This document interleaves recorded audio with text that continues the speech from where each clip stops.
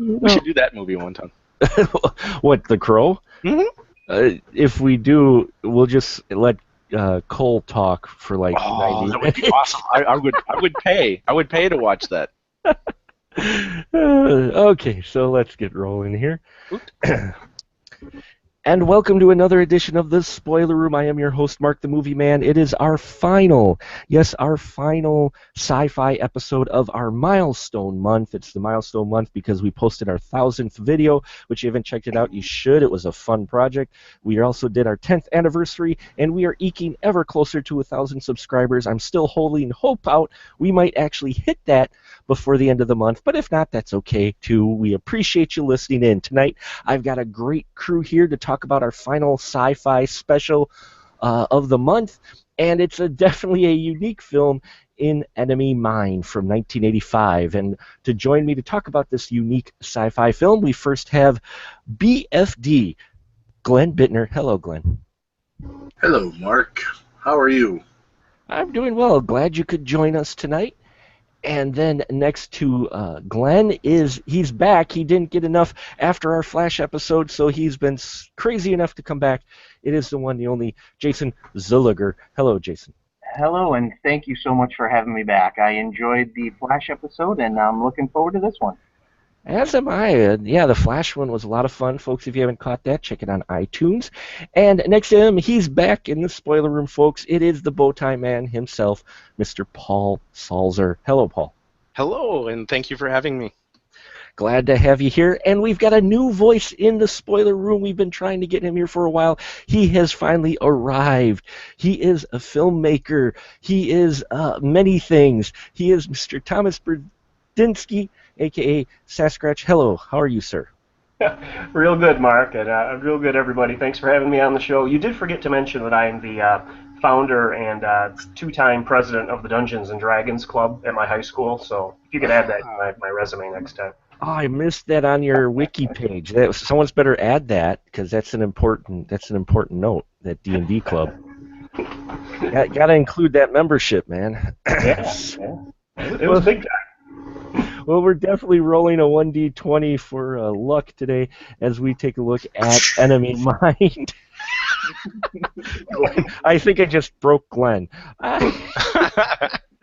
From 1985, it's starring Louis Gossett Jr. and the epic Dennis Quaid.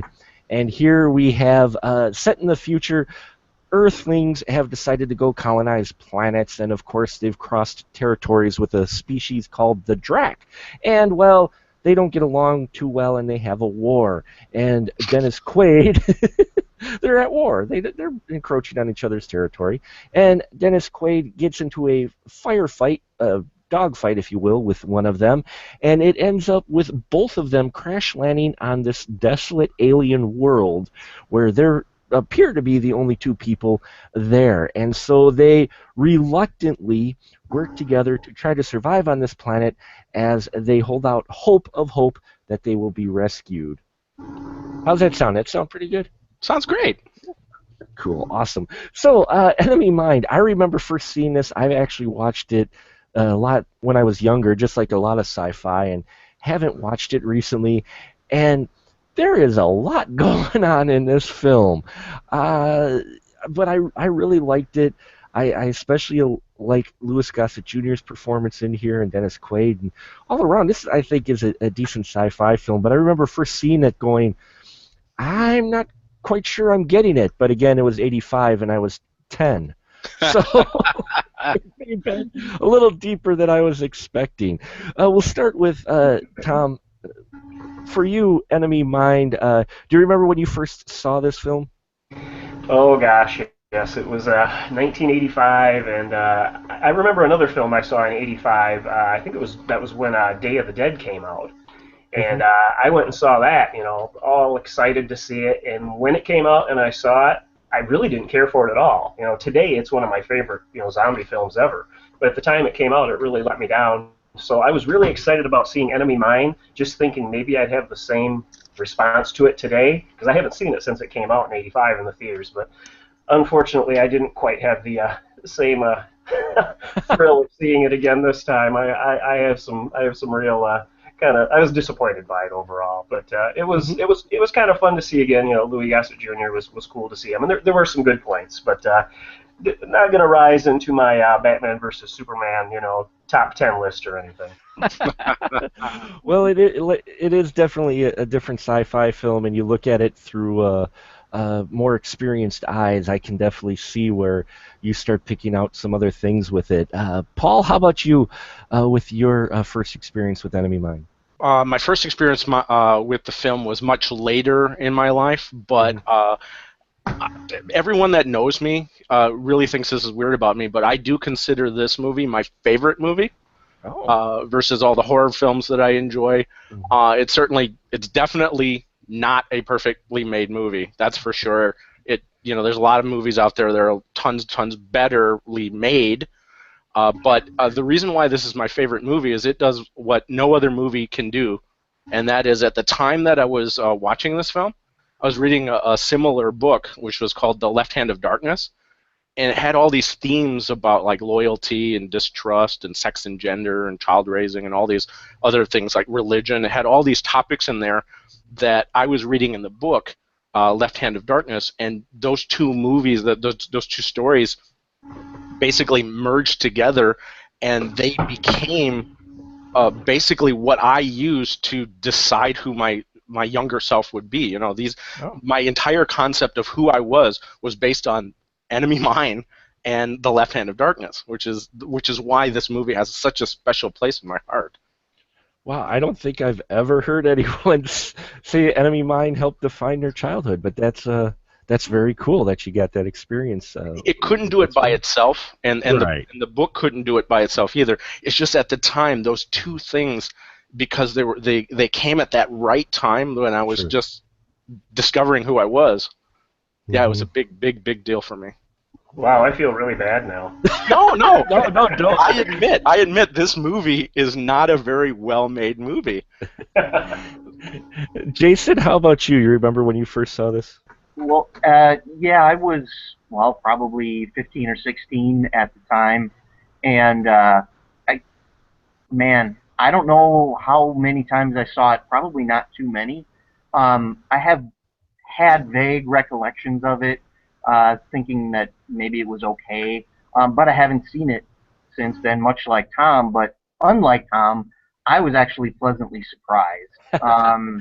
I actually thought it was good. To Paul's point, it's not perfect. It's not extremely well made, but there's some really good stuff in it. The story touches on a lot of different themes, and then you have Louis Gossett Jr.'s performance as Jerry. To me, that elevates this movie.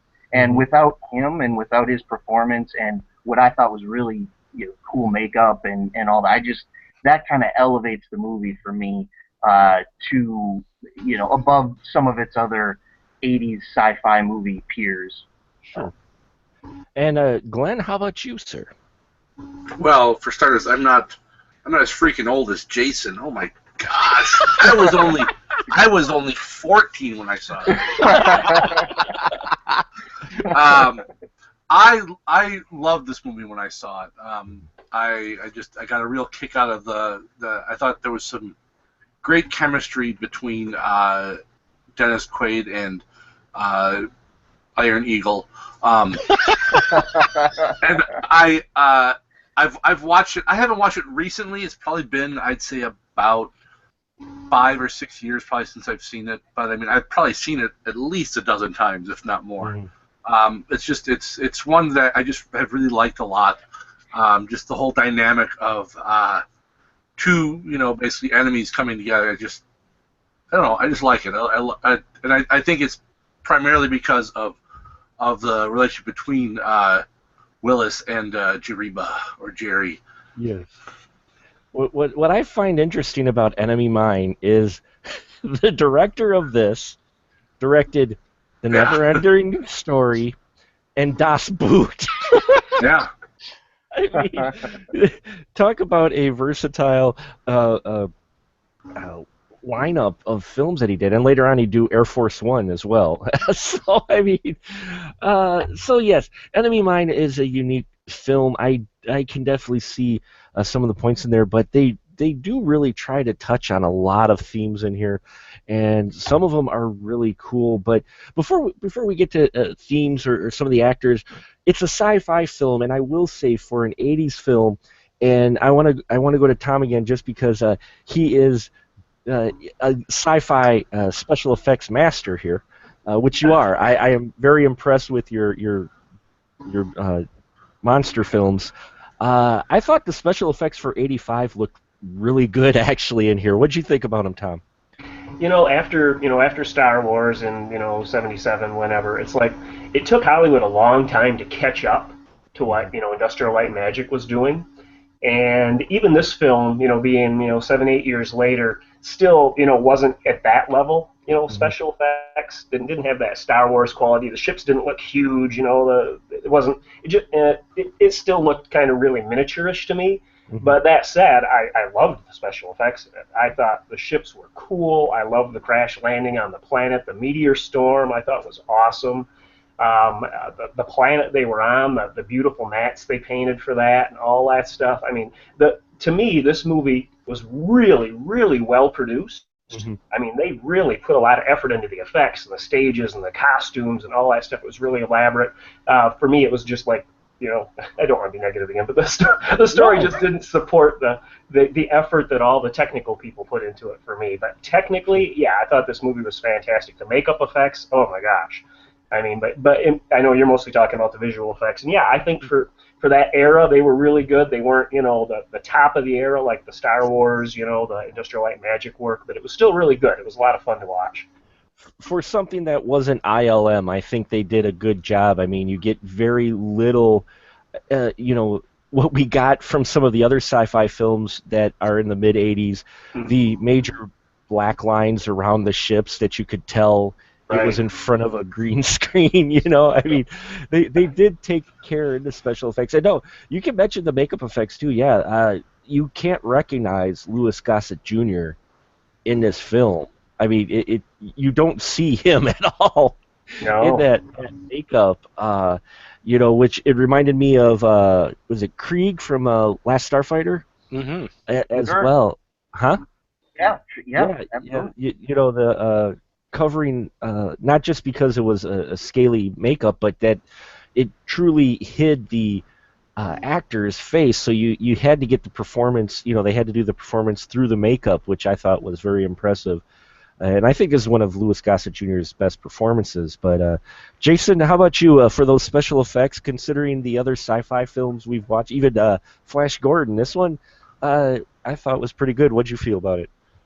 Yeah, it was decent. I felt the ships and the stuff in space and the space battles were adequate. I mean, they were great. I didn't think they were awesome. To me they the effects, the makeup effects are what were really stood out to me.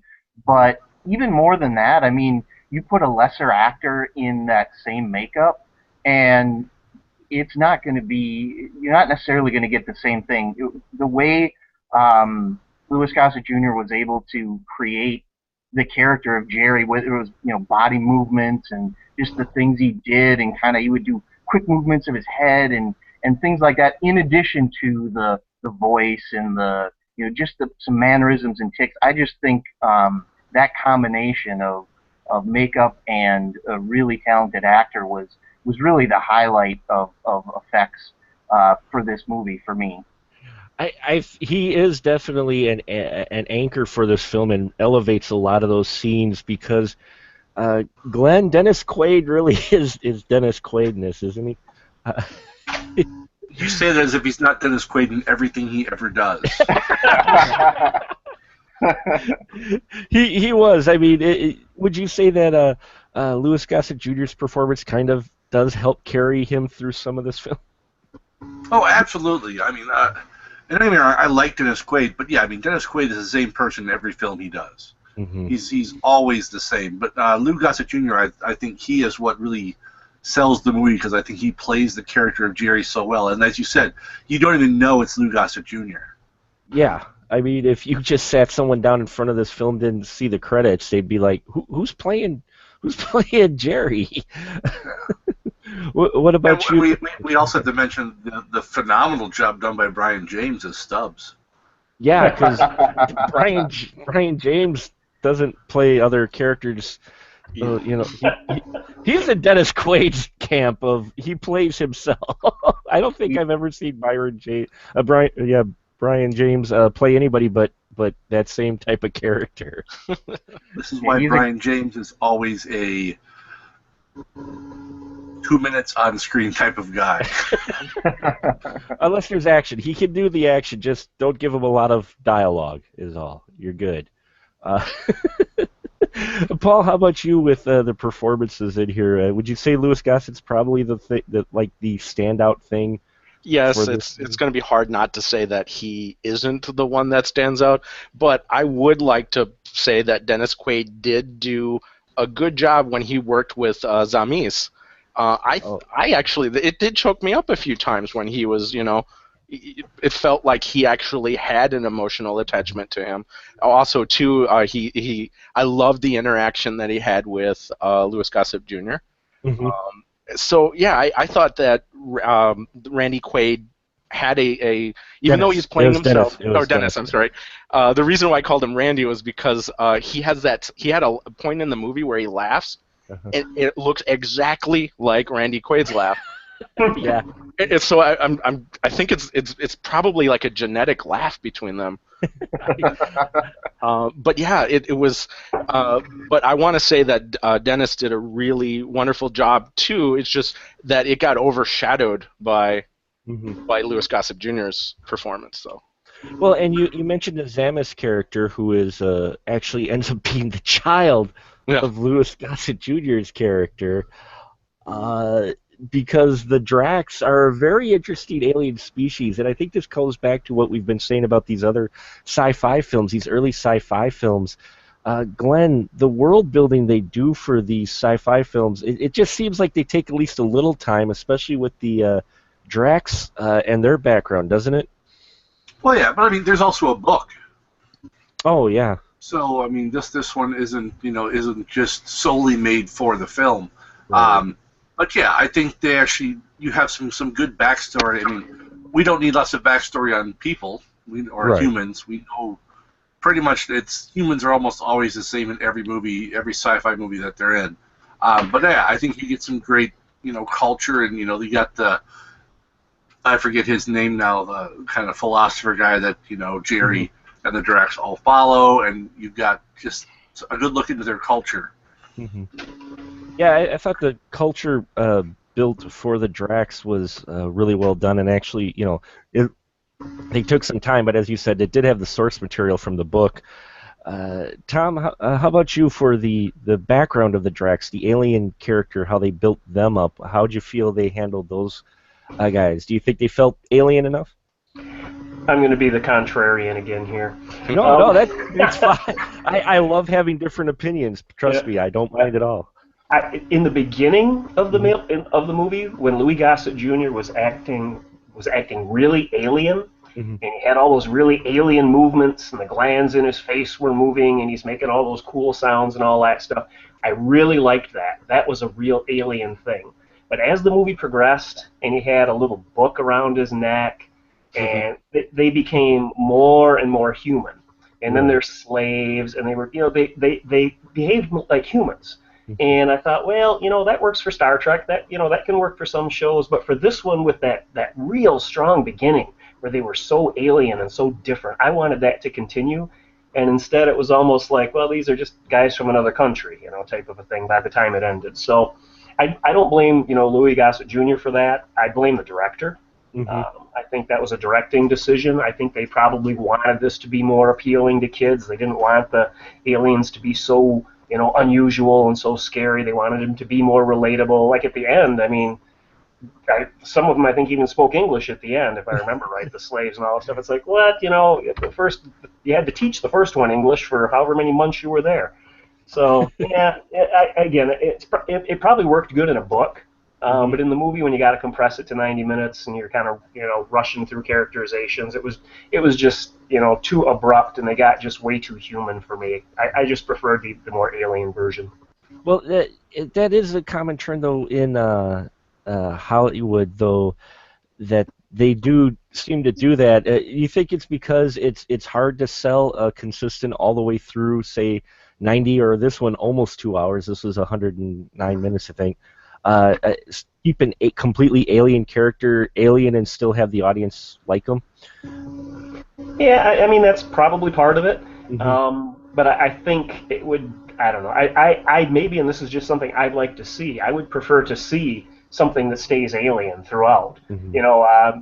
Independence Day, the Independence Day series, they never got very human. They always hated us and wanted to, destroy our planet and eat us. And, that I would prefer kind of that kind of an alien to one that I mean, it's neat that I like kind of one of the themes, and I know you're going to get into this, but, the truths are truths, they're universal, and, politics is what divides us. Politics is obviously the problem in this movie. But, I think you can still do that, and you can keep the characters still, behaving more alien.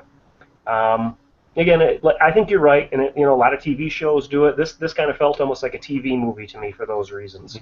Not a major complaint or anything like that, but I just loved the first 15 minutes or so, of the Drac. It was like, this is so cool, and then he just kind of turns into a human, more or less. Damn Americans are Americanizing even the aliens from outer space. Damn it! Exactly. I mean, there is a shred of culture, but Paul, doesn't it seem like that just a little bit though? That there's a little bit more of Jerry becoming human than Dennis Quaid's character. I mean, until he dies basically and is reborn. But there's three points I think the movie did that they did it on purpose, I think, and the first reason is because of I think they were trying to make the Drac kind of a proxy to like race and religion. So you had elements of like maybe like a Muslim culture or a like Jewish culture type of thing, and then you also had elements of like slavery, that sort of culture in there. So I think that's one reason why they did that is to have a stand-in for that. The second reason why I think they did that is because there's this kind of there's a standing challenge out for science fiction writers, and that is what this big challenge is that you're supposed to take a race and make it at the beginning as alien as possible, and by the end of the tale, you're supposed to make them more human. Try to make them as human as possible, but just start them out as alien as possible. And that's kind of like a challenge that's been in science fiction, at least since I've been reading it.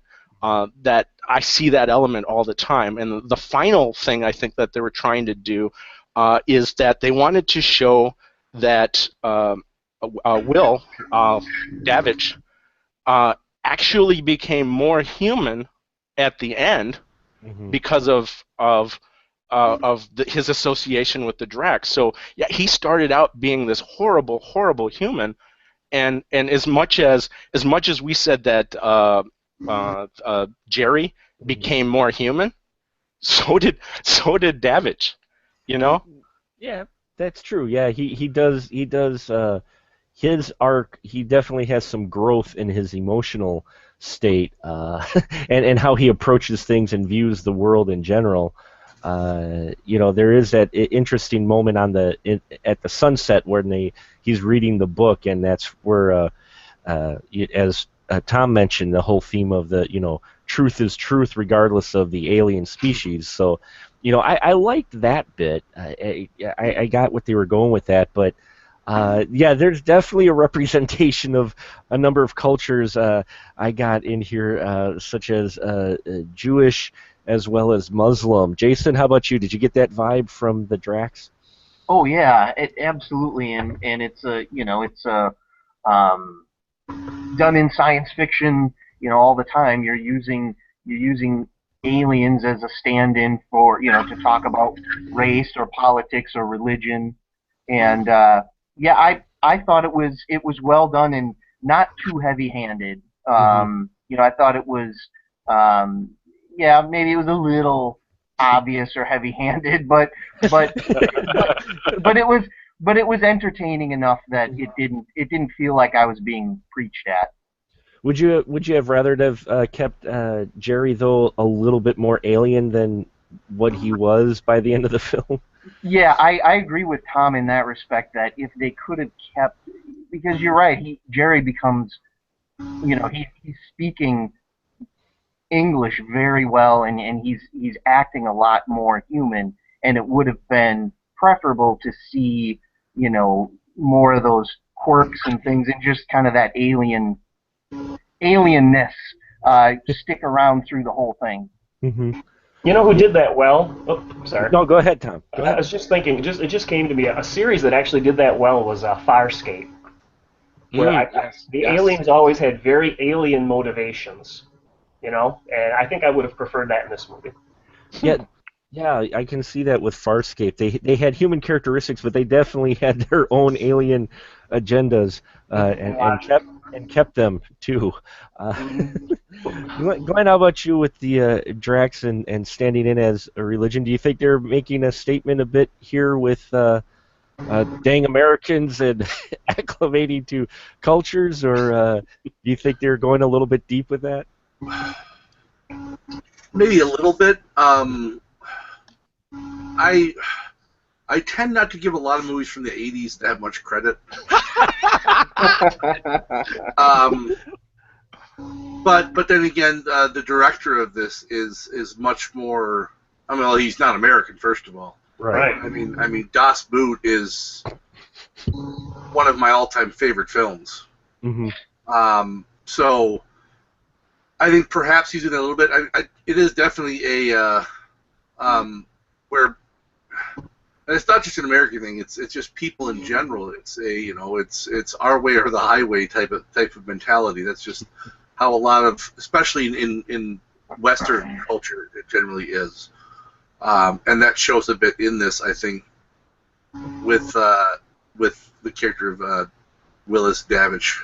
Sure. But I don't know. I mean, there's obviously, I think they draw from some religions. I don't know. I never gave that much thought. Sure. Well, and you're right. Most '80s films, I think, were shallow puddles. But you could try to read more into them. But yeah, that's probably not what originally they intended them to be. So we've got a number of themes in here, and the one that I've seen hinted at before is almost the angle, and I didn't quite see it in the film, so I want to get your guys' opinion on it. The angle of the romance between Davich and Jerry. Glenn, did you get any vibes of very closeness between these two characters besides, say, just being friends? Because I've seen it hinted at in a number of different discussions, and I'm like, I don't know if they would go that far with it. I don't think to that degree. I think there's a definite bond between them, but I think you're trapped alone with someone for a long time. I mean, your options are, hate them and murder them and eat them in their sleep, or you form a bond with them because you're basically stuck in this boat together. So, I don't think there's anything beyond that. Sure. I mean, it's almost like I think they form almost like a family type bond, but no. Although I'm sure I could, in less than 2 minutes, find fan fiction telling me otherwise. Jason, how about you? The relationship between? Do you think that there was implied anything further than just, say, a friendship? They're bros, so to speak. Yeah, I didn't really see anything other than no. Yeah, me neither. I think it might be because the Drax males have babies, And I think that might have been an odd sell for some people, and they might be taking that wrong.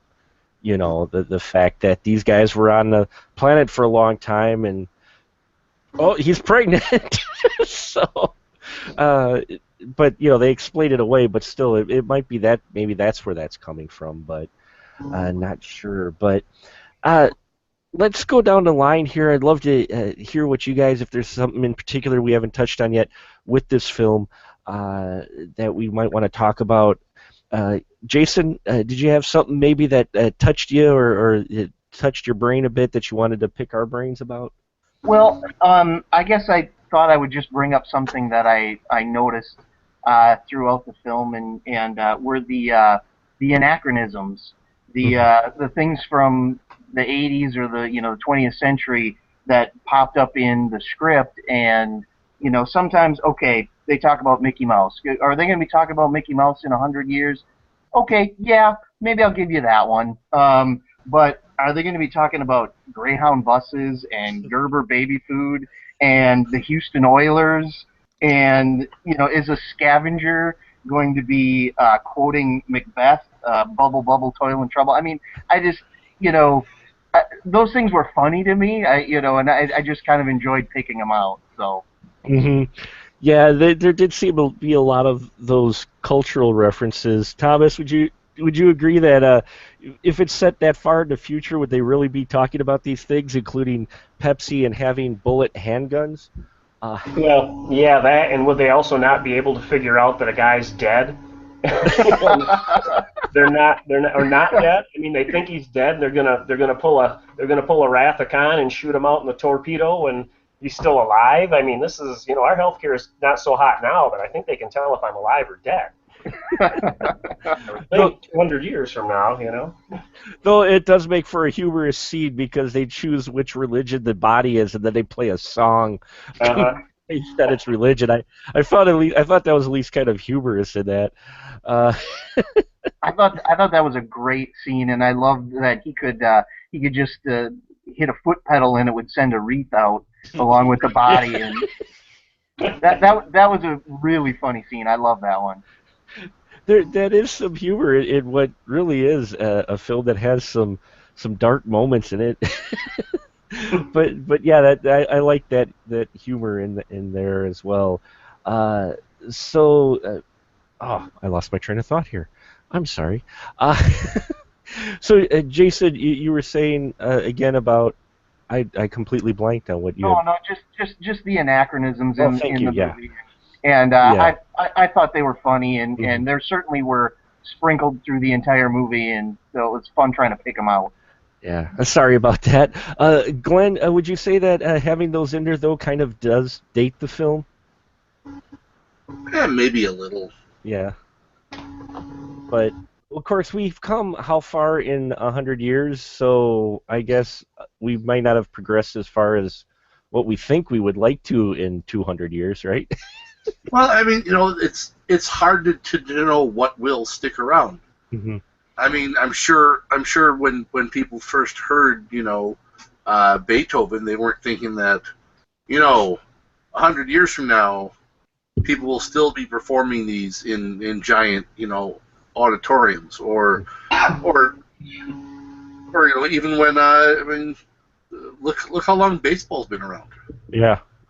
100 and almost 120 years, or actually longer than that. They definitely got the Houston Oilers wrong.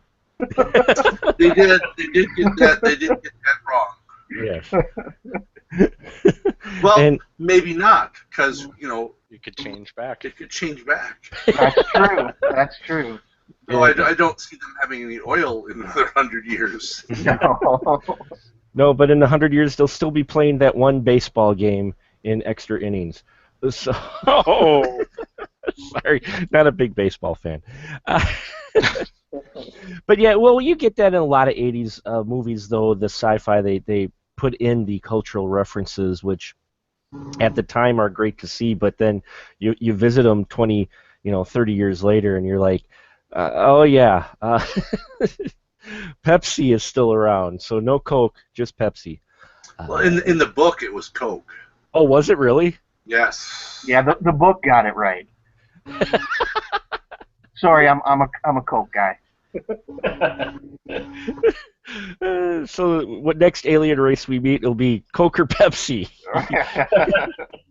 We'll draw peace with you, but you got to choose the right one, Coke or Pepsi. Ouch. What's the clear stuff? That's Crystal Pepsi. We don't talk about Crystal Pepsi. Sorry. What were you gonna say, Glenn? I just love imagining what this would be like with some of the other directors that they wanted. Well, they wanted Terry Gilliam. Oh, jeez. He was one of their first choices, but he instead made Brazil. They wanted David Lynch. Oof. Imagine what this would look like if David Lynch had made it, and then Oh, I would pay to see that. yeah. And Peterson was only brought on after they fired Richard Longcrane. Oh. And Richard Long, he's done nothing. Well, actually, he's done nothing. He did a movie I do. He did Brimstone and Treacle, but he did a bit of TV and a couple of movies, but nothing that you would really, really know. I mean, he directed one episode of Band of Brothers. Well, yeah, I mean, when they put Peterson on, I mean, that was an interesting choice, and this was a time when the studio was, I mean, they were taking some gambles, because, I mean, this is the same time when they did, it was right around the same time that they had greenlit Big Trouble in Little China, Jewel of the Nile, Aliens, so, I mean, it was an interesting time for 20th Century Fox. It was, and wow, Gilliam or Lynch handling this would be surreal. Either one, and you'd never know if it was actually a dream. They'd probably make it all inside Jerry's head, and it was actually all a dream.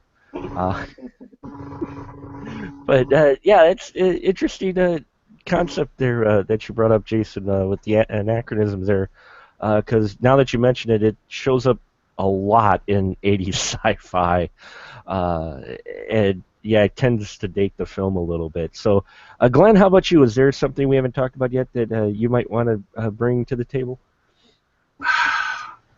I don't know, really. I mean, for me, this was a film that I remember watching as a kid, and it's still a movie I quote. Mm-hmm. I mean, there's some lines in here that have just stuck with me. I know whenever anyone says, where would you be, without me, or something like that, and anything, I always think of Jerry's reply in that, where he's like, back home. And I love the whole, I think your Mickey Mouse is one big dope. Yeah. I mean, I it's just lines that have stuck with me, for 30 years. So I don't know. That's the big thing for me. Is this movie it has a certain nostalgia for me, I guess. So. And nothing wrong at all with that. It's for me as well, but I think it's also because it got a lot of cable play. When I was younger, it was on there quite a bit. So, it is a film that if you watched back then, I think it stuck with you because of the visuals and Louis Gossett Jr.'s performance. Paul, how about you? Anything to add with what Glenn was saying about how it kind of has the nostalgia and it sticks with you? Yeah, I guess it. But again, it's my own personal nostalgia, like I mentioned earlier on. Right. So I guess that's what sticks with me the most about this film, is because of that nostalgia. It is this movie is one half of me, essentially. Sure. So sure. And so for you, Paul, is there something that you wanted to talk about involving this film? I know it is near and dear to your heart. So actually, I have a question that's kind of silly based on that. Okay. So, sure. If you're going to remake the movie today, who would you cast as Davidge and Jerry? Oh, Thomas, we'll start with you. Who would you cast as Davidge and Jerry, if you were to remake this film today? Boy, I'd be more concerned about who I'd have directing it. For me, Okay. the biggest problem with this movie was it was just we'll get back to the casting thing just after I say this, but it was just so uneven isn't the right word, inconsistent. Mm-hmm. It could have been, in my mind, I would love to see this film be remade with like some real seriousness and some real science, maybe like The Martian, something where the survival, where they're really stranded on this planet and they really have some emotional concern about this, like, hey, we are really going to die here. They're really not going to find us. All that stuff was really lightly touched on. And I know why. I think their target audience for this was more, probably teenagers and kids and stuff like that. But I'd like to see this remade maybe with more of a darker spin and more of an alien, an alien, more of that type of a situation instead of this, kind of this positive, pleasant kind of relationship that they developed. I'd like to see more tension throughout the whole thing. I think that would make a better movie. So, maybe like, Christopher Nolan or, somebody along those lines to take a dark approach to this, I think would be a lot more fun. And then you just got to pick your Samuel L. Jackson, of course, has to play the alien guy. You take your hot actors today, and that's what you do. I mean, in those days, Louis Gossett Jr. was in everything. Yeah. You probably just do that kind of thing again, but either do it that way, consistently make it dark, or make it just a kid's flick, and don't have the gore and the violence and the cruelty and the stuff like that just didn't fit in a kid's movie for me. So anyway, that's my thoughts on it. Cool. Glenn, how about you? If you were to remake this film, who would you cast in the two lead roles?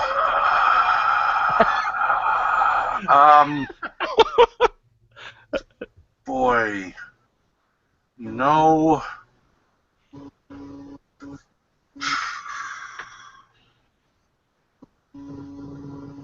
maybe as Jerry, I would cast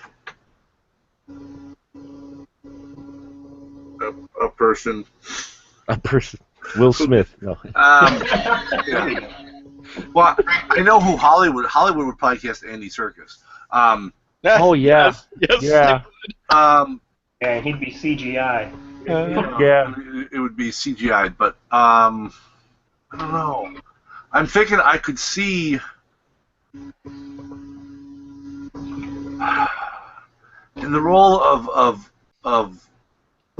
Davidge. I mean, boy, there's people I could see, but they're too old now. Like Mark Brad Wahlberg? Pitt. Or, well, Mark Wahlberg if he could act. Oh, jeez. Wahlberg's fine in the stuff he does. I don't think he could carry a serious role like this, really. Mm-hmm. Matt Damon? He's still kind of young looking. Yeah, maybe I could see Matt Damon or even Leo. I could see doing that role. Depending on which one showed up.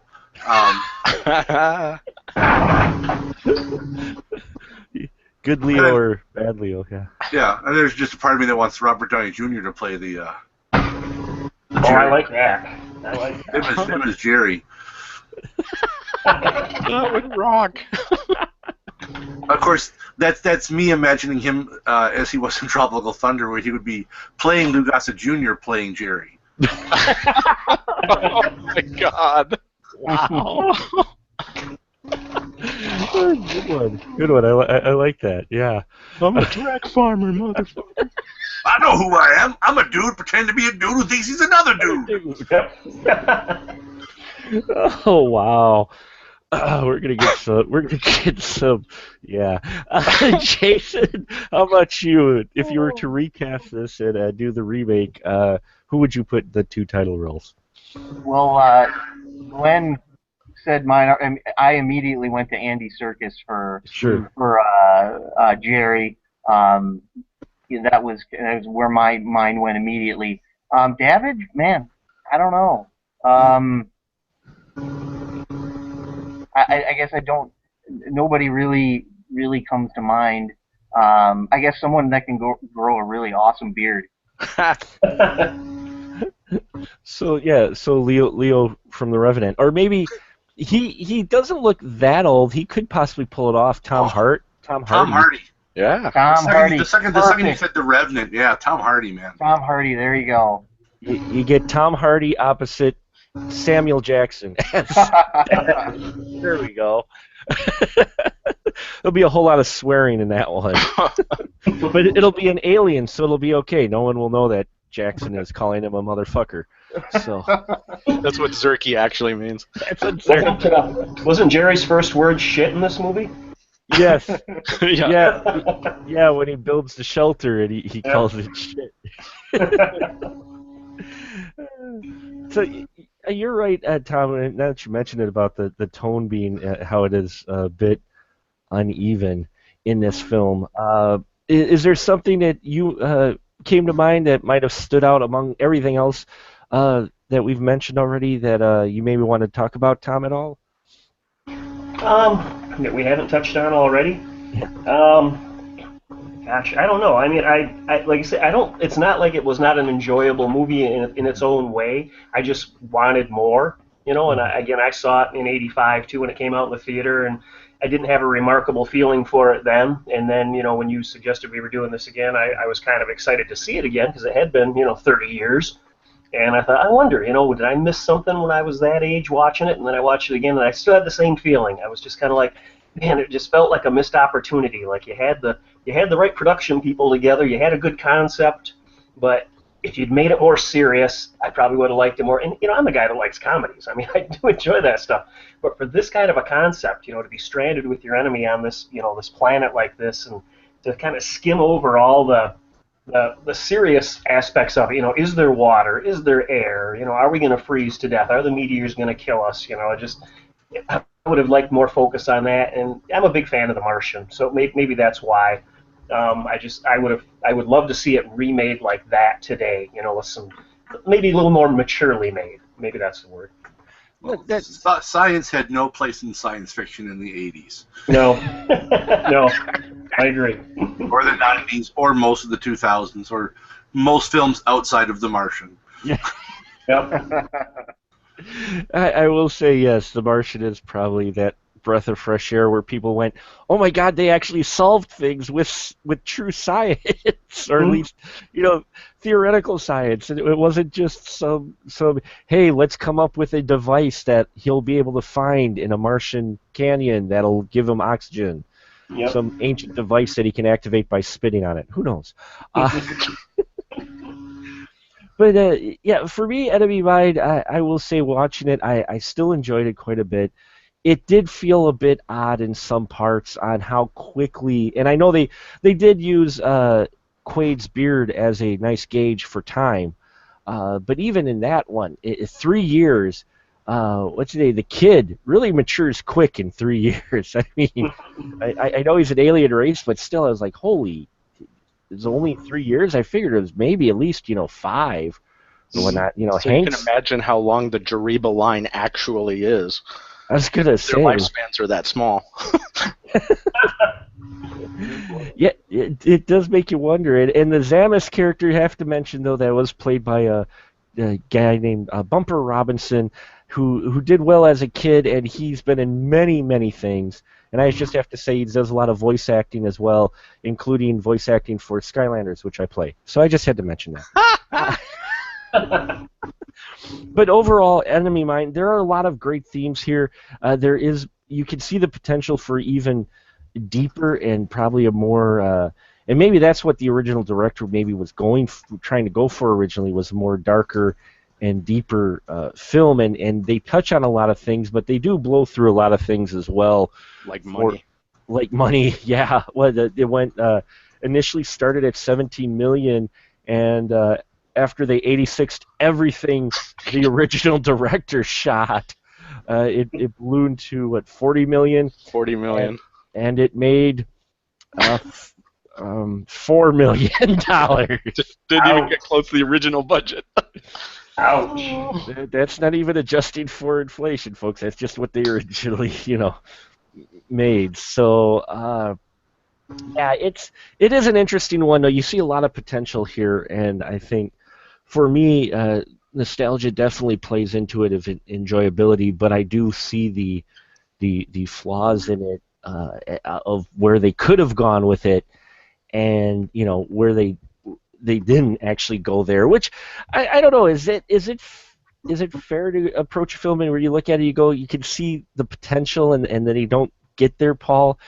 Can that affect how you receive a film when you're watching it, and rather than just taking what's presented to you, but just thinking ahead, going, "Wow, if only they did this." Uh, a little bit, but I think I tend to read more into the films than most people. I Mm-hmm. think.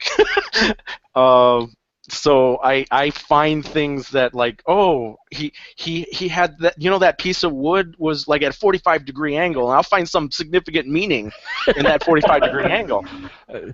Sometimes a shell alien with little eye stalk eyes is just a shell alien with little eye stalk Stocks, eyes. exactly, but I'll just read into it. So I don't run into very many situations where that comes up to me, where they didn't. It's Sure. hard to explain, I guess. No, I get what you're saying. Jason, how about you? Is it fair to kind of judge a film on where you're looking at it going, the potential of it? Or should we just take a film, like, say, with Enemy Mine, and just take what's presented to us and go, okay, this is what the film it is? Or, you know, is it fair to do that to a film? Yeah, it's probably not fair, but a lot of us or a lot of people do that, right? I mean, it's what we, if you're watching a film and you think it's going one direction or you think it's going to do a certain thing and then it disappoints you or it fails or it doesn't kind of live up to its potential. There may be a lot of reasons for that, and it's maybe not fair to judge it on what it could have been, but just as human beings and as film goers, I think that's just something we tend to do and can often judge films that way. This one certainly I don't think lived up to its full potential, but for me anyway, there was enough there that it was entertaining and glad I revisited it after all these years. And Glenn, how about you? You watch many a film, especially indie films, and that. Do you think, with our natural tendency, you look at some films and go, "Man, this film could have been a lot better if they only done this"? Is it fair to do that? It, arguing whether or not it's fair, I mean, you can always say that. You can, I mean, Sure. you can always have your opinion and stuff. And I do it with every movie, even the movies that I think are absolutely freaking amazing, like Thomas's movies. I will, think of, I mean, I do that for every movie. I mean, there are movies that I absolutely love, but there's always something that I think could be better, and that's just, I think most people are that way, and sometimes those people may actually have ideas that are correct. Sometimes what some people think is better is actually wrong, which is why I think a lot of movies end up the way they do, because someone tells someone, "Oh, it'd be better if you added a giant spider." And then someone does. But yeah, I mean, I think it's perfectly fair to do that. What's not fair is to then scream at everyone else who has a different idea of how a movie should be done. Sure. But yeah, no, absolutely you can do that. In fact, I was just one of my friends just basically rewrote. I mean, in a much more abbreviated form, how he his better version of Ghostbusters, even though he actually, for the most part, liked it. So, and then I had another friend who did the same thing who did not like it. So, so I have two different versions of Ghostbusters to read through right now. So. Oh, nice. But yeah, I think everyone to some degree does that, and that's fine. Sure. Yeah, I think especially when we watch as many films as we do, or in some cases you're making films as well. You see that potential. Tom, does that happen to you a lot since you do work extensively on films, especially with the special effects that you do in that. Do you look at films occasionally and just go, man, if they only would have did this, like you did with Enemy Mine? Yeah, as a filmmaker, a part-time filmmaker and a person who helps other people on their films, and I compose music for films and do all these kind of crazy things, it is really hard to get criticized or to get critiqued, in that way, where someone will say to you, boy, if you'd only done this, or I wish your movie had this in it, or this, you'd taken this approach to it. It's really hard because at some point you probably had to make a decision. You had to decide, we're going to go this direction, and you put all your effort into that direction, and this happened to me. I remember the very first review I got for the Italian zombie movie was really the only negative review I got. The very first review I got, guy sent me an email, said, I absolutely hated your movie. It was funny. I thought it was going to be serious. I'm like, we decided to make an homage, a comedy about Italian horror movies. But it was kind of, in a way, it was kind of hurtful. But at the same time, the more I thought about it, well, yeah, he was anticipating something different than what he got, and some of that's on him. Do your research before you buy the movie. Find out what it is. And same with Enemy Mine. If I came into it and I'd read a lot about it and I knew that this was the tone they were taking and it was kind of geared toward younger adults or those kind of things, then I might have had a different reaction to it. But when I saw it the first time and even the second time, I didn't really do any research on it to know, and that's why I think I reacted the way I did. It's like, boy, this kind of thing could be really cool, if they emphasize the darker side and the survival and all that stuff. So I wanted that. I didn't get that. Therefore, I was disappointed. But if I hadn't come in with that kind of preconceived notion about it and just looked at what they did, which I didn't do, but if I did and I really was a blank slate looking at it, although some of it I did appreciate, the production values and the editing and the music and all that stuff I thought was fantastic. I would have come away, if I'd come at it with a clean slate, I would have come away probably enjoying it more. But I came at it with expectations. Mm-hmm. I think everybody does. It's just natural. Yeah, especially nowadays with the internet. I mean, back then in '80, we got maybe 2 trailers and a few articles in Cinema Fantastique and a couple other, Starlog magazine maybe about the sci-fi film. But here you get so bombarded with so many things. I think it builds up expectations a lot more than what you might want for a film rather than going in fresh, and it's harder to avoid, I think, those details and such nowadays with certain films. Though you then get people who surprise you with Cloverfield, 10 Cloverfield Lane and the new Blair Witch, where you're like, wait, you worked on a film for 2 years and no one leaked anything about it? What the hell? What's wrong with the internet? Somebody break the internet? Oh my God! And I love that idea of that because of expectations. I think some of these films, expectations get built up too high, and so when the film does come out, you get a lot of people who have their expectation rage on. And with Enemy Mine, yeah, it definitely, I could see it, depending on what you're expecting, and then you go in and you get the film that you do, it can definitely affect how you receive the film. With this one especially, because you do see those potentials and that up and down tone of light, and then Mickey Mouse. So we're going to wrap it up for this evening. I appreciate everyone here taking their time to talk. This is a point where we get to pimp our fellow guests here and have them tell you what they are doing when they aren't here babbling to me. So, Glenn, go ahead. Why don't you go first? You can find me on Facebook with Guy in a Bunker Productions and the B-Movie Bunker. You can also find me on Twitter at Guy in a Bunker, on YouTube, Guy in a Bunker Productions and the B-Movie Bunker, and just go to my website, guyinabunker.com. Awesome. And Jason, anything you'd like to mention or plug? Well, you can always find Chaotic Evil movie on Facebook, and there's a Vimeo link there to watch my movie Chaotic Evil. And then you can send me messages kicking my ass to get the sequel made. You're letting it marinate. You're letting well, it's half done, so you can't. I can't turn back now. Oh, you've got half of it shot? Well, Yeah. Yeah, well, there's been a little delay, but we'll make some progress, more progress eventually. well, yeah. Now we do have to get on you about that. If you've got half of it shot, you can't turn back now. No, and we're all getting older, so I better I better get it done before we're all in walkers. No, you just run across a time travel device and then it suddenly ages you. There you go. Sure. See, just Star Trek it away. The deflector dish, man. It was because of the deflector dish. Paul, how about you?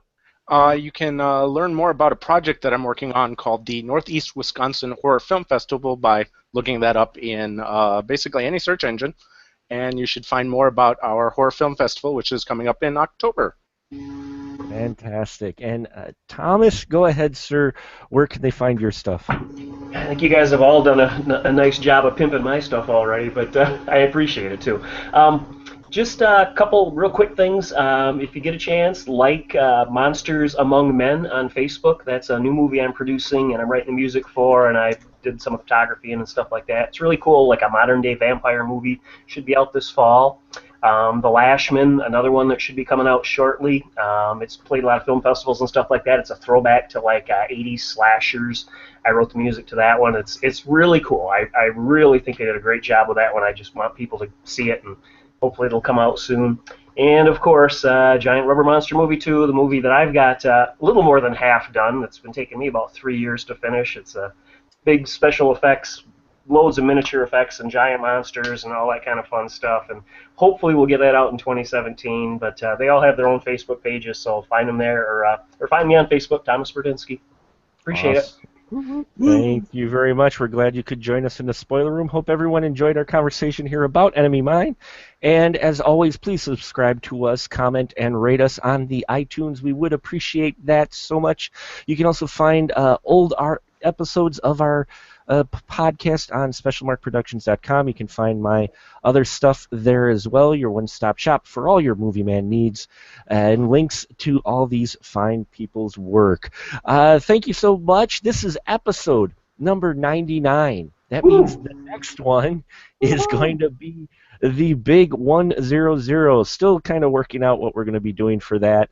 Most likely will be next week, Wednesday as well, so stay tuned for that. Hope you stuck around with us, and if you're a new listener, welcome, and we appreciate every single one of you out there. Say goodnight, everyone. Good night, everyone. Good night, everyone. Good night, everyone.